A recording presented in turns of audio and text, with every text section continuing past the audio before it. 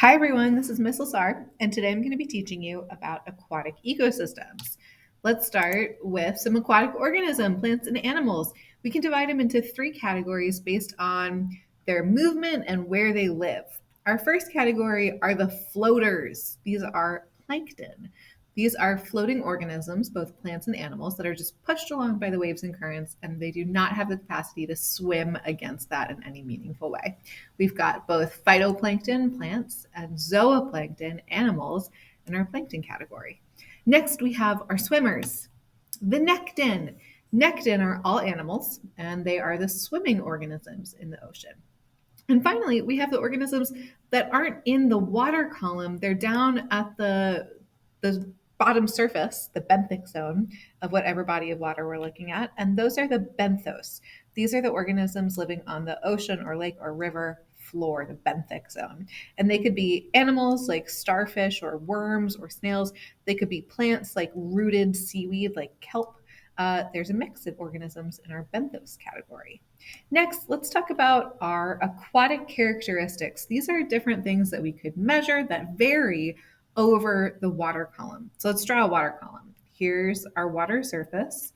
There's our water bottom, and you want to leave a little bit of space in between them because we're going to be noting our characteristics in between here. The first characteristic that we'll talk about is temperature. We've got our lowest temperature at the bottom of the water column, our highest temperature at the top, and it's a gradient. It increases as we go up. High at the water's surface because of insolation. We've got sunlight energy heating up the surface of the water, and that heat energy just doesn't dissipate very far. So at the bottom of our ocean, we don't have a lot of heat energy. It's very cold. Next, our pressure. We have our lowest pressure at the surface, our highest pressure at the bottom. As you decrease, pressure increases and increases and increases. Organisms need to be adapted to those different pressures in the water column because there's a really extreme difference between the pressure at the top and the pressure at the very bottom, especially when we get to some of the deeper zones in the ocean. Our next characteristic is light. We have the least amount of light at the bottom, the most amount of light at the top, again, because of insolation. And finally, nutrients. This one's a little counterintuitive. We have our fewest nutrients at the top of the water column and our most at the bottom, and we'll talk about why momentarily. Some other characteristics that we can pay attention to are things like turbidity. Turbidity means cloudiness. More sediment means more turbidity. So you can see this set of glasses organized by turbidity. Our lowest turbidity is clear. Our highest turbidity is very, very cloudy. And that's going to be related to how much sediment there is in the water column. Salinity, how much salt there is in the water. Our highest salinity is in the ocean. Our lowest salinity is in freshwater bodies of water like lakes and rivers. And then our moderate salinity is where these two things mix. Medium salinity is called brackish water. And we'll talk about one ecosystem later that has brackish water as its primary water source. Oxygenation, how much oxygen is in the water? This is the dissolved oxygen. There's two different sources of oxygen in the water. The first is plants. Underwater plants produce oxygen as they do photosynthesis. This is actually the less important source. The more important source is this one, wave and water movement. The more the water actually moves and tumbles over itself, the more oxygen from air is incorporated into it. So you might expect that near the surface of the water, where there's a lot of water movement, we're going to have a little bit more oxygen than deep down at the base of the water column. You'd also expect that areas with a lot of plants might have a little bit more oxygen. Sometimes that holds true. Sometimes there's some other factors at play. Most important thing is the waves and water movement. I would recommend putting a star next to this one. And finally, nutrients and nutrient availability. The reason there's so few nutrients at the top of the water column is because this is where all the phytoplankton are, all the photosynthetic little plants that are microscopic, they float, they're plankton. And those phytoplankton use up nutrients at the water surface really, really quickly. Then when all the stuff on the water surface, plankton, phytoplankton, zooplankton, fish, mammals, when all that stuff dies, it gets broken down and it drifts down to the bottom of the water column and it settles on the bottom. So we end up with these big piles of nutrients. In the ocean, it's called marine snow that collect on the bottom of the water column. And we have a ton of nutrients just collecting down here.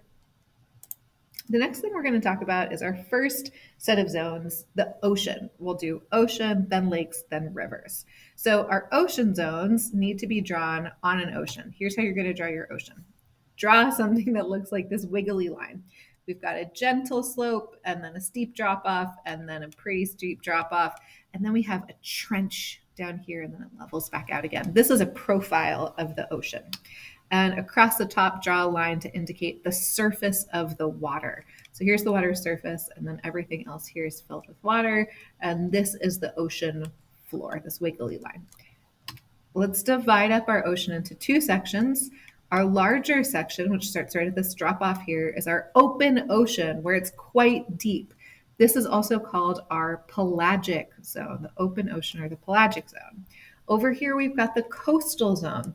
This is this section, we're not going all the way to the left, but most of the way to the left, that's on the continental shelf. So this is totally submerged in water, but we're still on a continental shelf, so it's relatively shallow, and then the continental shelf ends, it drops off, and we're in the open ocean. All the way to the left is our intertidal zone. And this is the zone that's sometimes covered by water, sometimes uncovered by water. This is where the tides are. By the way, if there were some details that you just heard me say that you weren't familiar with, feel free to add those on. Record that this is the continental shelf. Record that the intertidal zone is sometimes covered by tides, sometimes uncovered by tides. For this lecture, you may want to write down some things that I say that I don't write on the screen. Feel free to replay the video as much as you want or pause it as much as you want to get the details that you need. In our intertidal zone, it's important to note that we have really harsh conditions. Being covered, uncovered by water means that organisms are constantly being exposed to drowning or open air conditions, and they have to be able to survive in both of those. Mangrove forests are a particular biome that we'll talk about later that are specifically found in the intertidal zone. For now, we're not going to talk about them so much. We'll come back to those. Our coastal zone is home to coral reefs. Again, another important biome. We'll talk about that in a little bit too. Let's look back at our open ocean though. We actually want to talk about the different depths of our open ocean because they have different characteristics. So let's divide this open ocean into a couple different depths. I've got one that's at about the depth of the continental shelf, one that's about halfway down, one that's just above this trench, and then that means my final zone is in this deep trench. Our first zone here at the top is the euphotic zone. This is between 0 and 200 meters below the surface of the water. And this zone is defined by having enough light for photosynthesis. Light penetrates this zone. So you can imagine that the cloudier the water, the smaller this zone is. The zone is defined by having enough light for photosynthesis. So if it's super cloudy water, the zone is going to be shallower. Below that is our bathyal zone. It's defined by having very little light, not enough for photosynthesis. Sometimes it's called the twilight zone because a little bit of light sneaks through, but not enough to power any photosynthetic reactions. Our bathyal zone is between generally 200 and 1500 meters deep. It has a medium temperature, definitely colder than our euphotic zone, and a medium pressure. Below our bathyal zone is our abyssal zone, and this is primarily, for most of the ocean, the deepest that we go. When we think about the ocean bottom, we're mostly thinking about abyssal zones around the world, between 1,500 and 10,000 meters deep. It is very cold down here. There is absolutely no light. There is a very low temperature, very high pressure because we're so deep. And for most of the ocean, this is the deepest that we go. However, there are some rare locations that look like this, trenches, where we have an even deeper zone. At convergent plate boundaries, where we have a trench forming, we can get the formation of a hadal zone, which is a depth of 10,000 or more meters below the surface of the water. You can imagine that this has our lowest temperatures, our highest pressures, and our organisms that live down here need to be adapted to those conditions. Finally, the very bottom surface, wherever we are, is always called the benthic zone. And obviously the benthic zone up here is going to have very different conditions than the benthic zone down here, but it's still called the benthic zone. Just think about what zone it's attached to determine its conditions. Let's take a look at some of these zones. This is our intertidal zone, just so that you've got a visual for what we're seeing. This is an intertidal zone at low tide. I can tell because I have all of these organisms that are exposed right now. I've got mussels and clams and different kelps, different seaweeds that are being exposed as the tide retreats, and they'll be covered up as the tide comes back in. Some organisms in here that are adapted to survive underwater will close up their shells like a clam or a mussel. They'll close up their shells when the water retreats and trap a little bit of water in there with them so that they can survive until the tide comes back in and they can be happily underwater again. These are our open ocean animals. And I say animals because remember, we only have plants in the open ocean near the top. Those would be our phytoplankton. But animal diversity is much broader in our open ocean. We've got animals all through our water column. We've got a bunch of swimmers on here, a lot of mammals in our euphotic zone, some large creatures like our tuna, our salmon, a bunch of jellyfish, and then we have another set of interesting creatures in our bathyal zone, and finally in our abyssal zone. You don't need to write down all of the creatures that we find in each of these locations. This is just to give you a sense and have you get an idea of what you could picture in each of the zones. Things to know are that our organisms in the abyssal zone need to be really well adapted to the super high pressure and the super low temperature and lack of light. We've got organisms that take advantage of bioluminescence, like our anglerfish that has a bioluminescent projection on its head that it uses as a little fishing rod to attract prey. Same with the Greenland shark, except their eyes are glow in the dark. These are interesting adaptations that are unique to the abyssal zone because it's always dark down here. Our next ocean biome that's important is a coral reef. Why are coral reefs important? Well, they're super biodiverse. They're home to 25% of all aquatic species.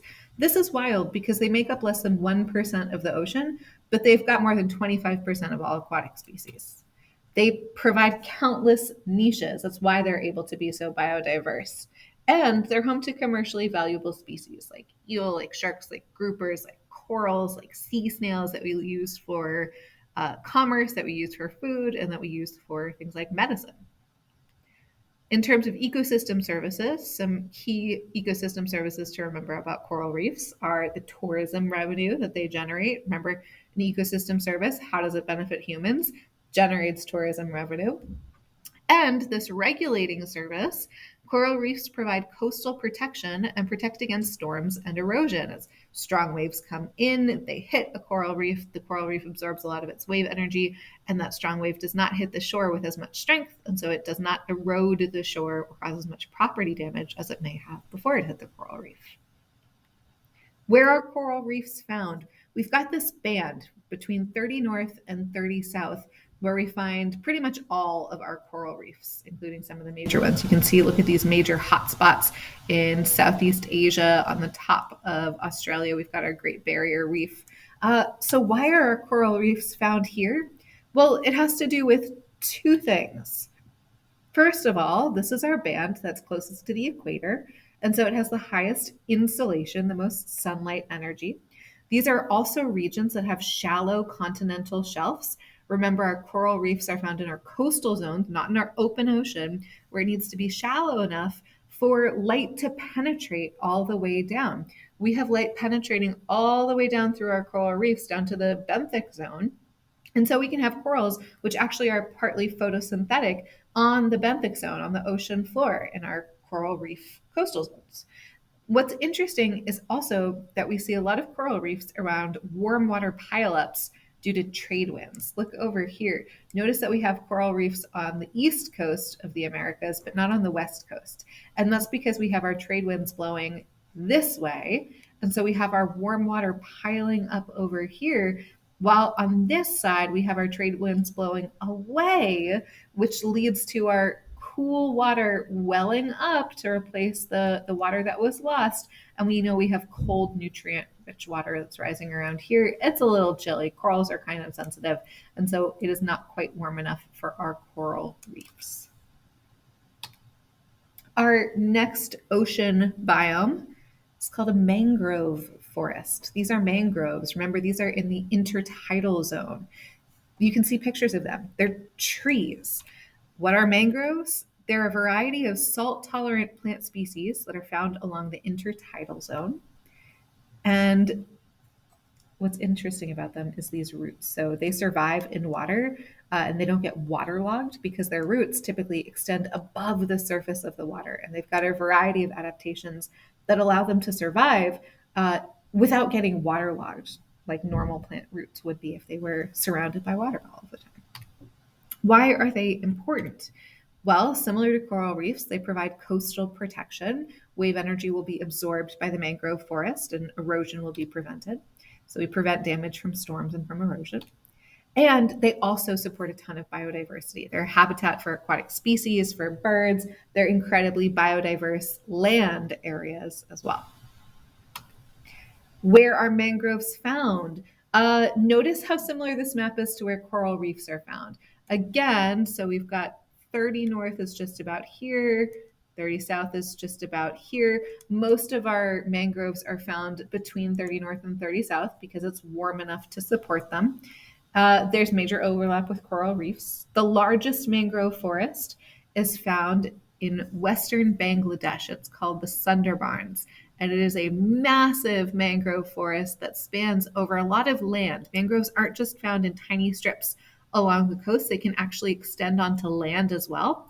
Although this is going to be land that's pretty wet, that's going to be exposed to a lot of storm surges, a lot of wave activity, and they're incredibly biodiverse places.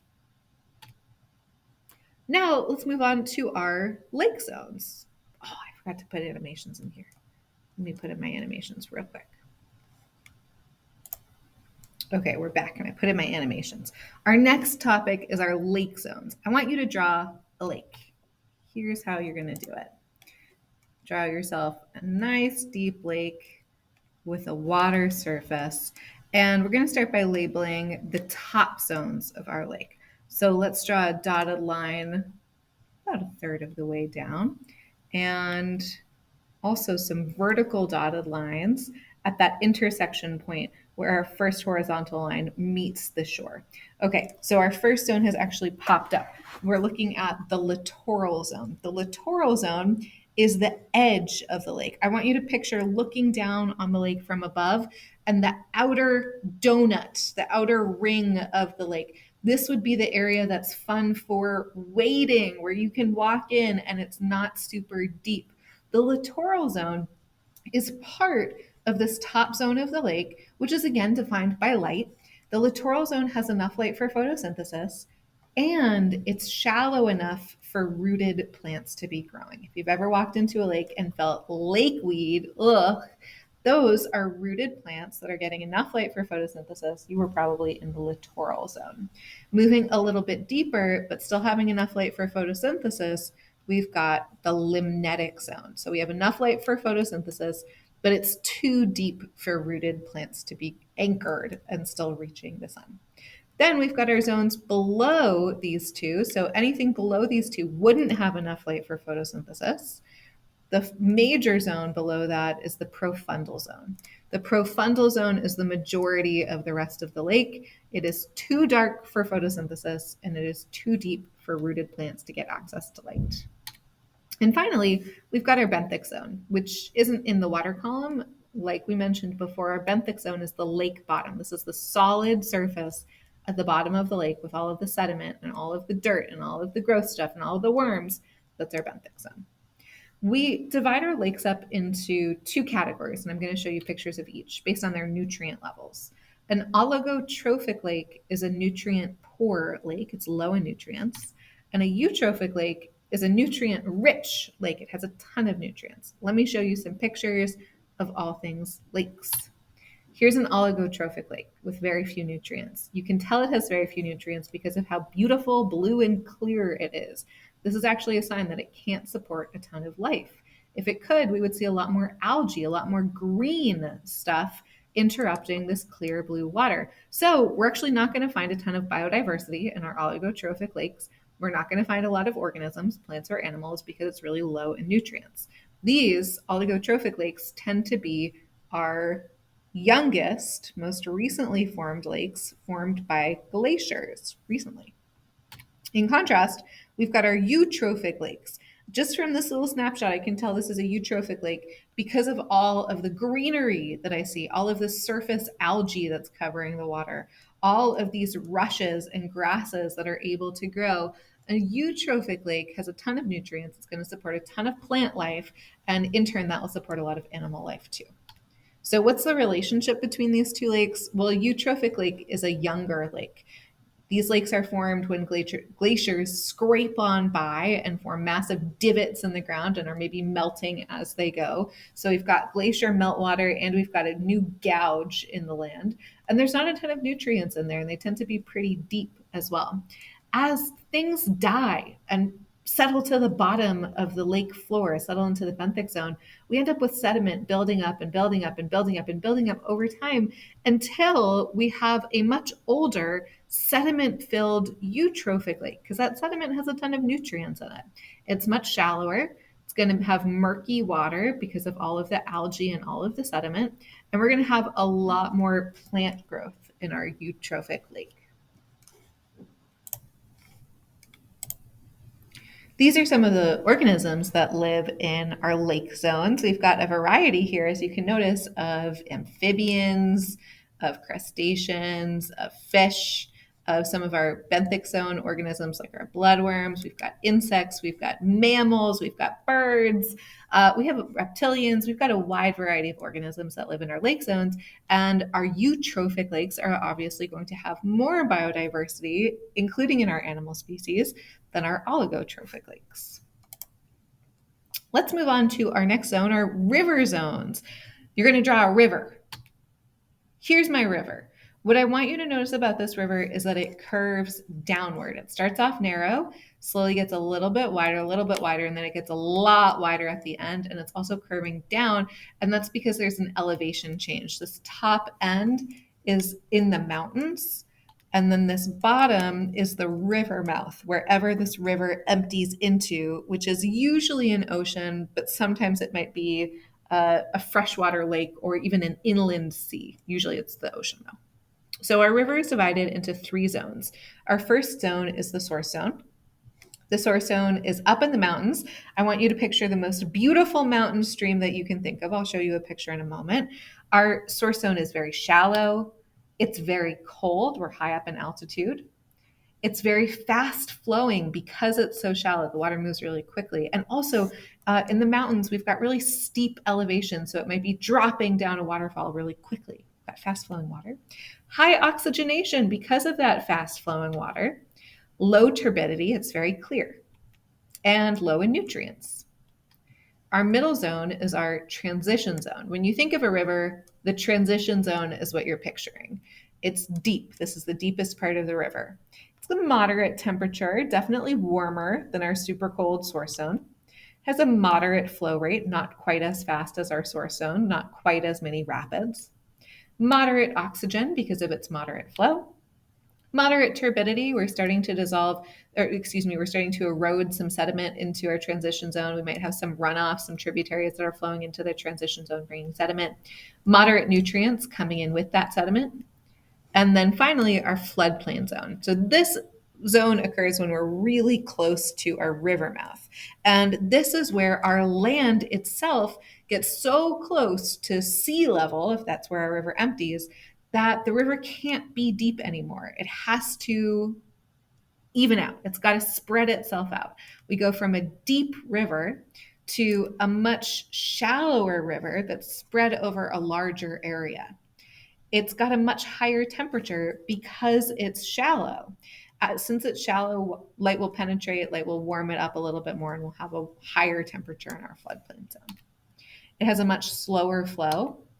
This is where we have moderate to low oxygen. It's high enough for life to persist. You'll still find a ton of aquatic organisms in our floodplain zone using that oxygen, but it's the lowest oxygenation of any of our river zones.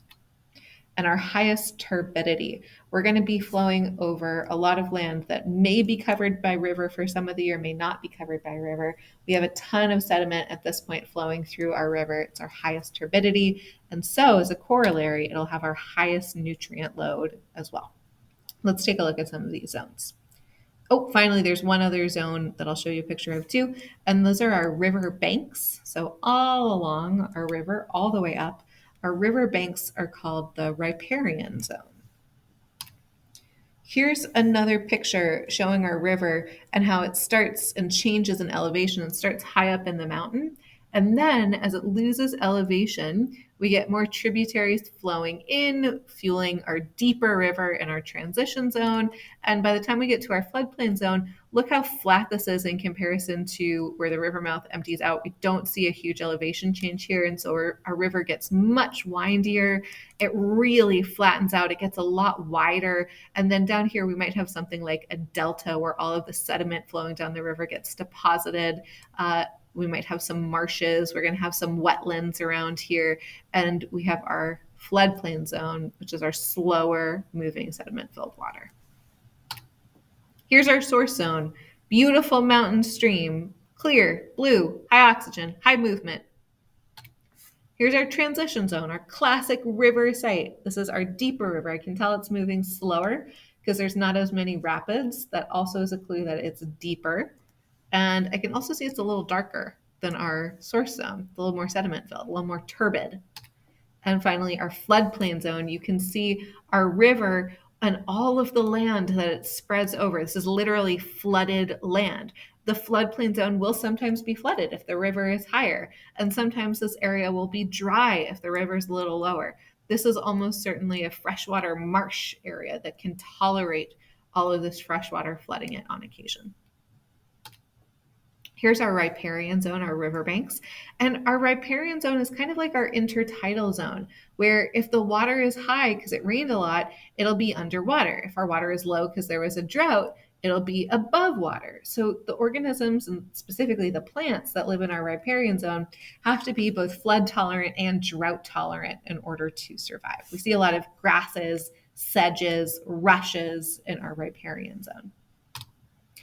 The final river zone is actually at the end of the river, at the river mouth, and it's called an estuary. It only forms at some river mouths. So here I've got two river mouths. You can tell that the water is flowing downwards and emptying into our light blue, which is the ocean. At the top, we've got our fresh water that's flowing out of the river mouth. Then we've got our brackish water, which remember is our medium salinity, and finally our salt water. The reason we have our brackish water is because that's formed where our fresh water and our salt water mix. On the left, we've got a normal river mouth. The fresh water mixes with the salt water really quickly, and so there is a very small or non-existent brackish zone. On the right, we have a protected river mouth. It's protected with something like a barrier island or a jetty, or maybe just a harbor that's formed by a natural land projection. But because of this protected river mouth, the fresh water is going to mix with the salt water much more slowly. It's just held in this area, and salt water can't get in as fast and mix as fast. So we end up with this much larger brackish water zone, and this is called our estuary.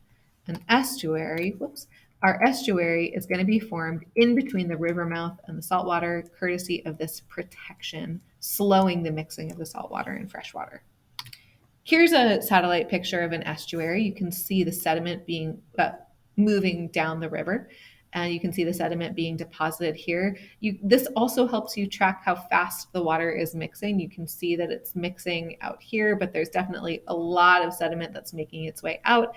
This whole zone is an estuary. Estuaries are important because they're habitats. They're habitats for many commercially important species, and they're also breeding grounds for many commercially important and ecologically important species of fish and of waterfowl, which are birds. Think about the estuary nearest us, the Chesapeake Bay. That is a giant estuary. The commercially important species there could be crabs, could be mussels, could be clams. There are a ton of fish that breed in estuaries as well. Shrimp swim back to estuaries to breed. Many fish and crustacean species are found there or breed there. They have extremely high primary productivity due to the high nutrient content. And that nutrient content is coming with the sediment that's flowing into the estuary and then staying there. The rivers deposit the nutrient-rich sediment. Where are estuaries found?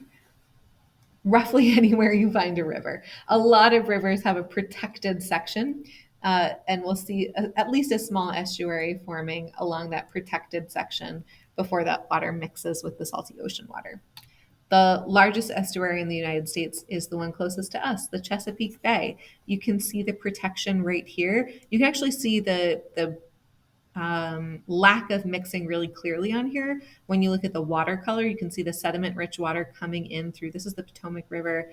It's the Susquehanna River up here. And we have this kind of bluish greenish water in our estuary. And then we have our true bluish water out in our ocean. And you can see how this whole area is protected. And we don't see a ton of true blue areas until we get pretty far out into the ocean. So this is definitely our brackish zone all the way through. The last thing we should talk about when we talk about rivers and lakes and oceans is how they all connect to each other. They connect to each other through the watershed. The watershed is the surface water that flows into a specific body of water and the land that that water flows over. So, what this is illustrating is a watershed that's flowing into this body of water. We would call it the water body watershed, and it includes all of these rivers, this lake that's forming up here, these tributaries that flow into this river, all the surface water that flows into this body of water, and then all of this land too.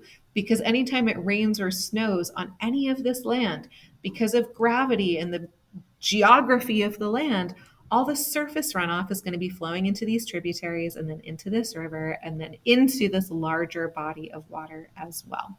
So our watershed comprises both water and land that all flows into a much larger body. This can connect our lakes, our rivers, and our oceans. And those are your aquatic ecosystems. Thanks for watching, people.